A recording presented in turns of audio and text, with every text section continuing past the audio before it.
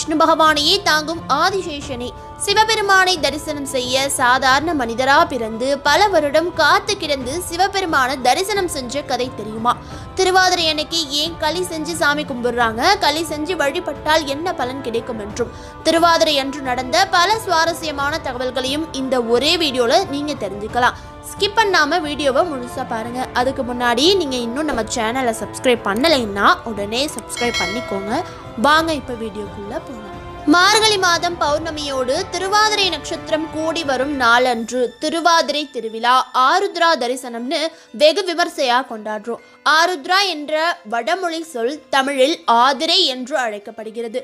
அதோடு திரு என்ற அடைமொழி சேர்த்து திருவாதிரைன்னு சிறப்பா கொண்டாடுறாங்க. திருவாதிரை அன்று நடராஜ பெருமானுக்கு சிறப்பு அபிஷேகம் ஆராதனைகள்லாம் நடக்கும்.